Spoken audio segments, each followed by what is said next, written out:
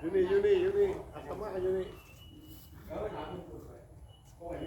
อัตมาบุรวง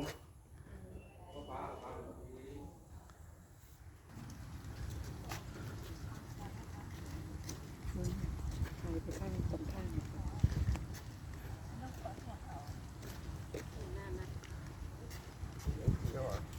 มากันปิดหน้ามาจากบ้านดูเอาอันนะ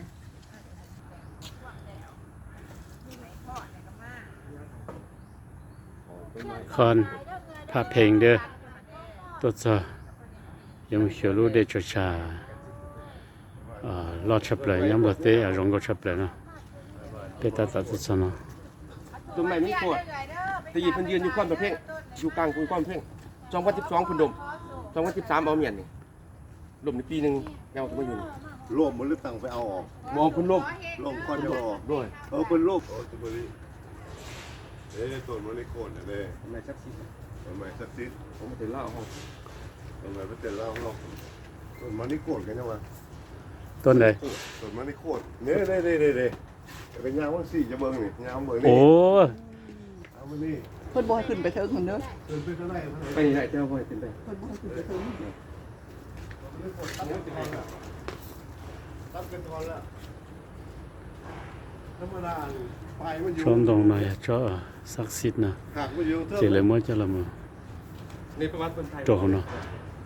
ไทยผมบอก เด้ อย่างนี้นะชมตรงนั้นเสด็จตัวไปหาได้แล้วจ้ะ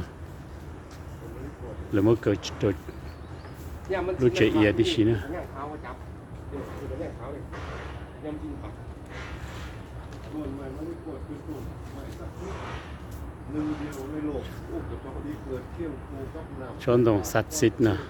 เกิดขึ้นด้วย อย่างนี้นะมื้อเกิดตัวรู้ใจเอียนะย้อนแต่ได้จดชา ทางหน้าจางครบหรือมีลักษณะพิเศษ พัดแผ่ง เลือดติดไตเป็นเวลา2 ปีตอนนี้ขาดการทำงาน 包下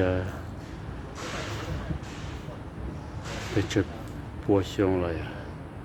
爬凶是包，但是嘛，古嘛里木啊，养กันได้啊，เลยให้ต่อเชื่อเลยให้เลยจ้ะจาด้านนึงตุนตรงศักดิ์สิทธิ์นะ เป็นส่วนใหม่ศักดิ์สิทธิ์ ชอนตรงเกียรติเนาะบนดังกิจ แก่ทำลายล้างในเวทล่าเดียวกันที่ประวัติที่เราฐานเสียกอดกันมากยาวนานว่ากันมาเป็นต้นสิ่งตายตายสิเป็นต้นนั้นห่างวัดต้นเทิง